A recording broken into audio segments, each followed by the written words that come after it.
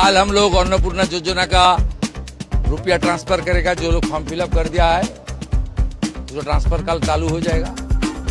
हम लोग जो बोलता है सोच के बोलता है और जो सोच बोलता है वो भी करता है। सब लोग कोऑपरेशन करे सरकार का साथ। जो घुसपैठिया है उनको तो रुपया नहीं मिलेगा, ये लोग को नहीं रुपया मिल सकता है।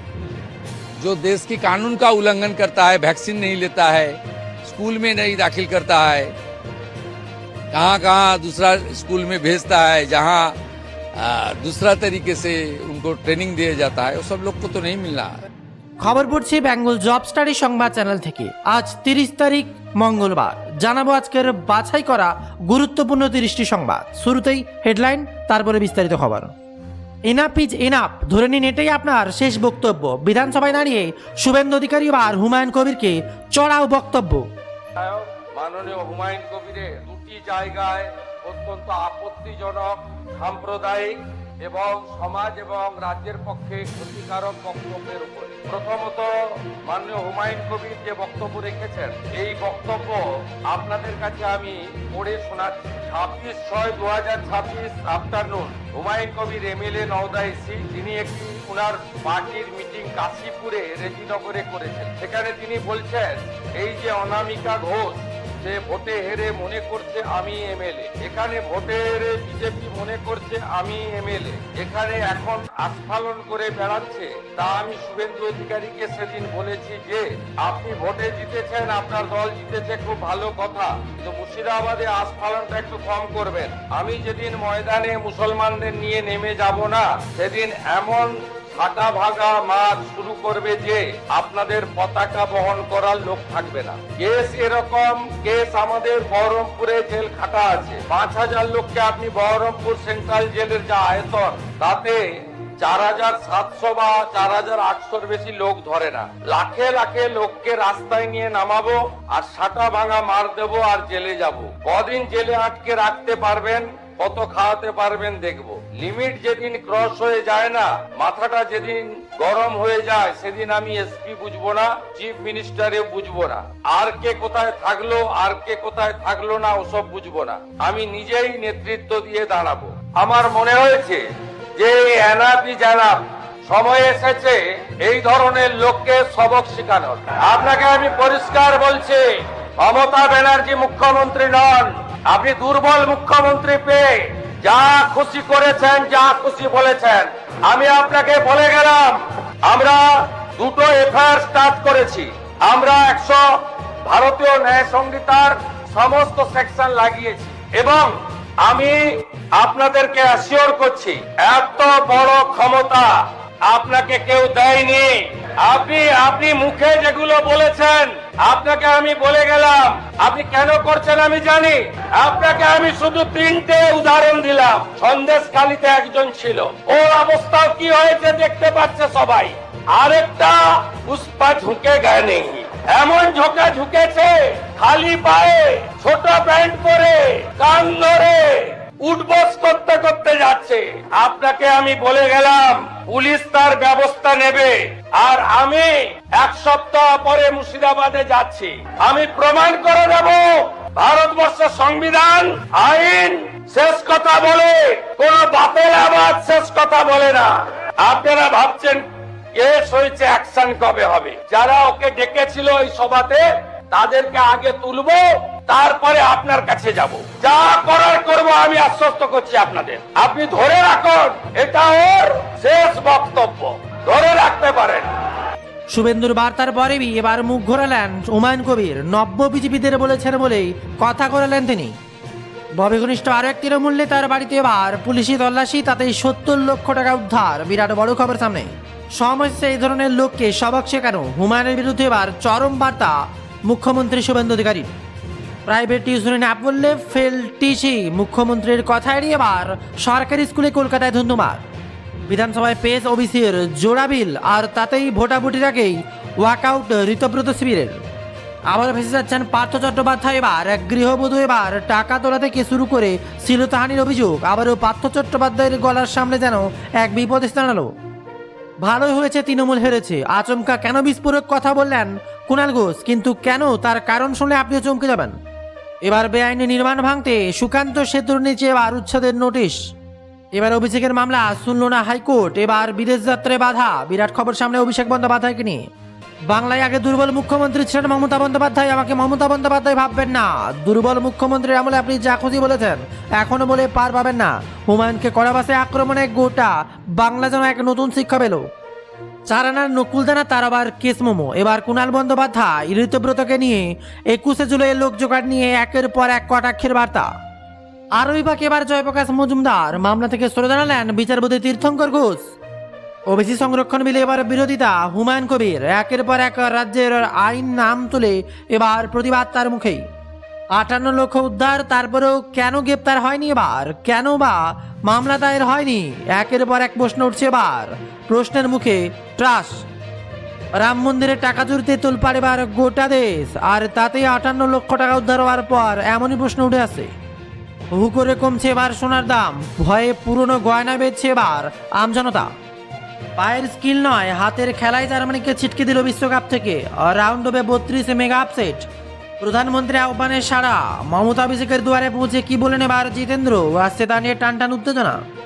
জানাবো এক ঝটকায় কিছু মানুষের রাশিফল। দেখুন আজকের রাশিফল। যাদের মেষ রাশি, মানসিক অস্থিরতা বাড়বে। যাদের বৃষ রাশি, সুনাম অটুট থাকবে। মিথুন রাশি যাদের, পেটের সমস্যা বাড়তে পারে। কর্কট রাশি যাদের, আর্থিক উন্নতি হবে। সিংহ যাদের রাশি, বিবাদ বিতর্ক এড়িয়ে চলাই ভালো। কন্যা রাশিদের প্রেম প্রণয়ে বাধা আসতে পারে। তুলা রাশিতে বিদ্যায় সাফল্য আসতে পারে। বৃশ্চিক রাশিতে চিত্তে চাঞ্চল্য এবং অগ্রগতি। কুম্ভ রাশিতে আয় বাড়বে। মীন রাশিতে অর্থ ক্ষতির প্রবল যোগ।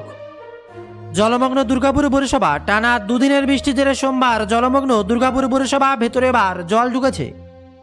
অন্নপূর্ণা যোজনা নিয়ে অশান্তি। অন্নপূর্ণা যোজনার ফর্ম জমা দিতে গিয়ে হারানোর অভিযোগ। একাধিক নথি পেশ করেও বেশিরভাগ আবেদন বাতিল করা হয়েছে বলে অভিযোগ উঠেছে। সোমবার সকাল থেকে মুর্শিদাবাদের ধুলিয়ানা পুরসভার সামনে বিক্ষোভ দেখান প্রতিবেশীরা। হুমায়ুনের সমালোচনায় এবার নওশাদ। হুমায়ুন কবিরের বিতর্কিত বক্তৃতায় বিরোধিতা করলেন আইএসএফ বিধায়ক নওশাদ সিদ্দিকী। তিনি সমর্থন জানালেন আইইউজেপি বিধায়ক সমর্থন শুভেন্দু অধিকারীর বক্তব্যকে। একই সঙ্গে নওশাদের সংযোজন, আইন সকলের জন্য একইভাবে প্রয়োগ করা হোক।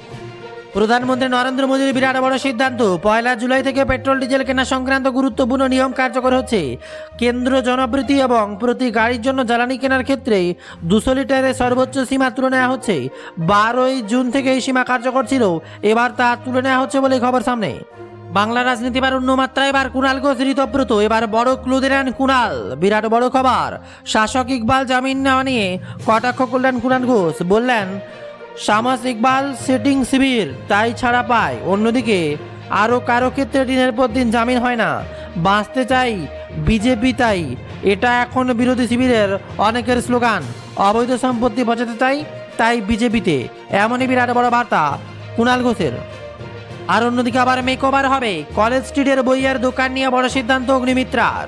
ডিজিটাল যুগে এবার বইয়ের কোনো বিকল্প হয় না, দাবি মন্ত্রী। বললেন বর্তমান প্রজন্মে মোবাইল স্ক্রিনে আটকে গিয়েছে, বই থেকে দূরে সরে যাচ্ছি। তাই আধুনিক নান্দনিক পরিবেশ তৈরি করে সাধারণ মানুষের আবার লাইব্রেরি ও বইয়ের পাতায় ফিরিয়ে আনায় তাদের আসল লক্ষ্য বলেই খবর সামনে উঠে আসে। আর এমনই সময় ক্ষমতায় আসার পর একাধিক গুরুত্বপূর্ণ সিদ্ধান্ত নিয়েছে বিজেপি সরকার। বেআইনিভাবে ফুটপাত দখল করার ক্ষেত্রে পদক্ষেপ করেছে সরকার। একই সঙ্গে বেআইনি নির্মাণ ভাঙাও শুরু করছে তারা। তাই শুধু ভাঙাভাঙি নয়, এবার আরও বড় পদক্ষেপের পর রাজ্য সরকার ঐতিহ্যবাহী বইপাড়া অর্থাৎ কলেজ স্ট্রিটে এবার ভোলবদল করতে চলেছে বিজেপি সরকার। এক আন্তর্জাতিক রূপরেখায় এই বদল হবে। আর এবার যানজট বা হর্নের শব্দ নয়। লন্ডনের বিখ্যাত অক্সফোর্ড স্ট্রিটের আদালতে সম্পূর্ণ দূষণমুক্ত এবং নো ভেহিকেল জোন তৈরি হবে বলে বিরাট বড় ঘোষণা অগ্নিমিত্র পালের। আসছে নতুন মোড়, এবার কুণাল ঘোষের বিরুদ্ধে মামলা রিজু। এদিন এই প্রসঙ্গে বিধানসভায় তোলেন শুভেন্দু অধিকারীও। তিনি বলেন অনুমতি নিয়ে রাজনৈতিক কর্মসূচি করবেন। আমায় বিরোধী দলনেতা থাকাকালীন 104 বার হাইকোর্টে যেতে হয়, আর তার প্রাক্তন মুখ্যমন্ত্রীকে 15 দিনের মধ্যে ওয়াই চ্যানেলে অনুমতি দিয়েছে। বিরাট বড় খবর কুণাল ঘোষের, যেখানে চুনোপুটি থেকে বড় বড় নেতা বাদ যাচ্ছে না কেউ। পালাবদলের পর গ্রেপ্তার হচ্ছেন অনেকে। বহু তৃণমূল নেতার বিরুদ্ধে অভিযোগ দায়ের হয়েছে। এবার সেই তালিকায় নাম জুড়ল বেলেঘাটা তৃণমূল বিধায়ক কুণাল ঘোষ, দোলা সেন এবং বৈশ্বনাথ চট্টোপাধ্যায়। বিরাট খবর সামনে উঠে আসতেই গোটা বাংলা বাজিমাত। 21শে জুলাইয়ের শহীদ দিবসের জন্য রবিবার ভিক্টোরিয়া হাউসের সামনে ফিতে নিয়ে পৌঁছে যান কুণাল ঘোষ। সাধারণ পুলিশের কাছে সভায় অনুমতি পাওয়ার পর সভাস্থলে মাপযোগের কাজ শুরু করেন, কিন্তু এক্ষেত্রে আগে দেখা গিয়েছে কুণাল সেখানে পৌঁছে যান পুলিশের অনুমতি ছাড়া। রাস্তা আটকে কেনই মাপযোগ? এরপর সোমবার ট্রাফিক পুলিশের অভিযোগের উপর মামলা রুজু হলো, আর তাতে এবার নজির করছে গোটা দেশ। 3 জনের জিজ্ঞাসাবাদের জন্য এবার ডাকা হবে বলে এই খবর সামনে উঠে আসে। আর এবারে বিরাট বড় বার্তা শুভেন্দু অধিকারীর। মমতাকে দেখেছে, আমায় দেখেনি, সাটা ভাঙা মারবেন বলেছিলেন হুমায়ুনকে, সবক শেখাতে বার্তা শুভেন্দুর। এটাই ওর শেষ বক্তব্য, কড়া হুঁশিয়ারি, আর সেই বক্তব্য রাখার সুযোগই পাবে না।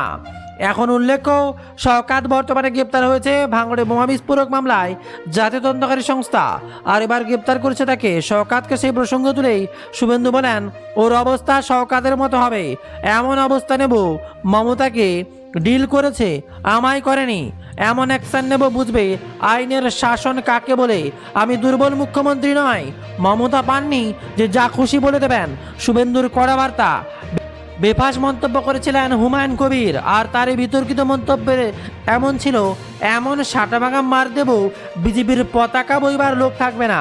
সে নিয়েও এবার হুমায়ুনকে চাঁদা চলা বাসে আক্রমণ করেন মুখ্যমন্ত্রী শুভেন্দু অধিকারী, আর তার দিকে তাকিয়ে রয়েছে গোটা দেশ। খবর উঠছে, তিনি গুন্ডা দমন বিল নিয়ে বিধানসভায় মন্তব্য করতে গিয়ে বারে বারে হুমায়ুনের প্রসঙ্গ তোলেন মুখ্যমন্ত্রী। হুঁশিয়ারি দিয়ে বলেন, ও নাউদার এলএল যে ভাষায় কথা বলেন, তৃণমূলের পাপের ফল বলে কটাক্ষ করেন শুভেন্দু। আপনাকে কেমন সেবক শেখাতে হয় সরকার মুখ্যমন্ত্রী শেখাবে, ভাষা সংযত করুন, আচরণ সংযত করুন, স্পষ্ট বার্তা এবার শুভেন্দু অধিকারীর। আর দিকে আবার নতুন দিদি নম্বর 1, আর তা নিয়েও তোলপাড়, বিরাট বার্তা বিস্ফোরক দিদি নম্বর 1। কনফিডেন্স মানুষকে মারে, নতুন দিদি নম্বর 1 নিয়ে বিস্ফোরক রচনা বন্দ্যোপাধ্যায়।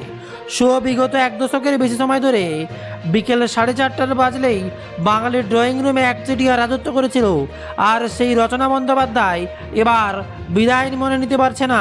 অনুরাগীরা বাদ পড়ার পর স্বাভাবিকভাবেই মন ভালো নেই রচনার। সম্প্রতি TV9 বাংলাকে দেওয়া এক সাক্ষাৎকারে নিজের অভিমান ও দিদি নম্বর 1-এর সঙ্গে জড়িয়ে থাকা আবেগের কথা, জড়ার কথা সামনে উঠে আসে, যেখানে বাংলা টেলিভিশনের ইতিহাসে যেন এক যুগের অবসান। জি বাংলার জনপ্রিয় রিয়েলিটি শো দিদি নম্বর 1-এর মঞ্চে বাদ পড়ল রচনা বন্দ্যোপাধ্যায়। যে শো বিগত 1 দশকের বেশি সময় ধরে হিট করেছে, বিকেল 4:30 বাজলেই বাঙালির ড্রয়িং রুমে এবার তার বিদায় হলো। নতুন কেউ আসছে এবার সেই দিদি নম্বর 1-এ। এবার স্মৃতির পাতা উল্টে রচনা বন্দ্যোপাধ্যায় জানান, এই শো এর সঙ্গে তার আত্মিক যোগ কতটা গভীর। তার কথায়, আমার ছেলের বয়স যখন মাত্র 3 বছর, সেই সময় থেকে আমি দিদি নম্বর 1 করছি। আমার কাছে এই শো আমার নিজস্ব সন্তানের মতো।